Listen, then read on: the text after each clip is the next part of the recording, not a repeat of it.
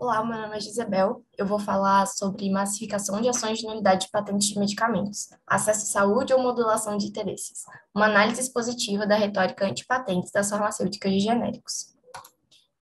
A minha pesquisa teve o objetivo de analisar a possibilidade do sham litigation estar sendo utilizado por empresas que não dispõem do monopólio legal, o que é uma hipótese que não é muito observada no CAD. O trabalho partiu da premissa de que uma quantidade muito considerável de ações de nulidade de patentes foi ajuizada perante a Justiça Federal nos últimos anos, a maioria delas tendo como autores grandes farmacêuticas genéricos. Ao final, a minha pesquisa tentou responder a seguinte pergunta: é possível enquadrar a massificação das ações de nulidade de patentes como prática de sham litigation?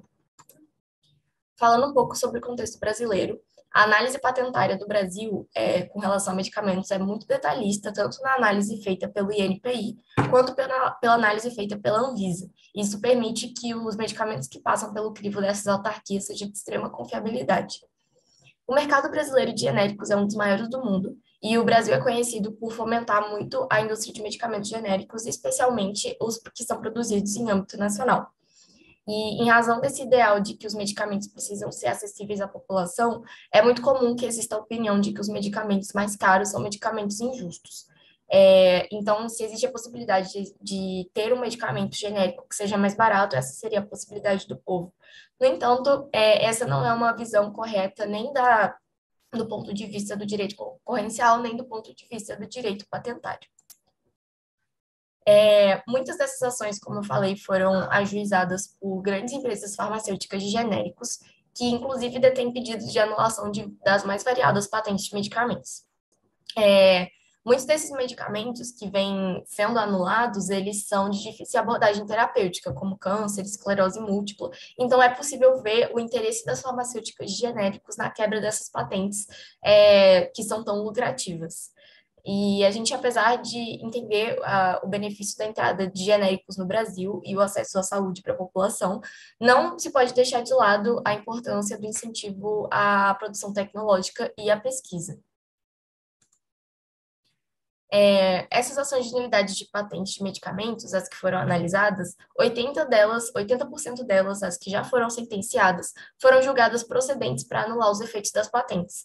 E entre os medicamentos que tiveram suas patentes invalidadas estão medicamentos voltados para câncer de mama, glaucoma, esclerose múltipla, por exemplo.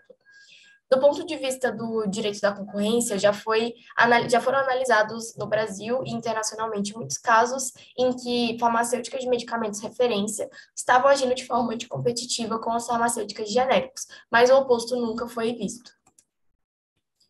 O CAD, até o momento, não tem muita jurisprudência sobre a prática do sham litigation, principalmente porque é uma prática muito difícil de ser constatada.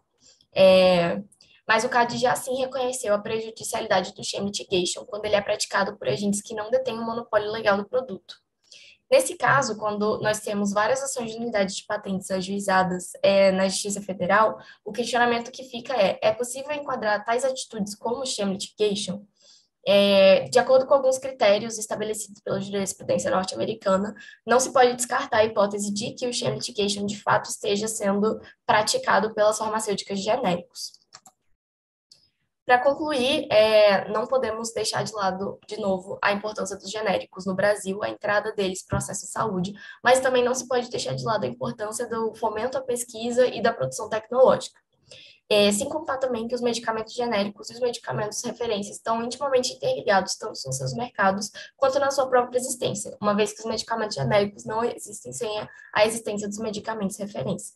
E essa massificação das ações de unidade de patentes, elas podem causar impactos a curto, médio e longo prazo em toda a cadeia produtiva.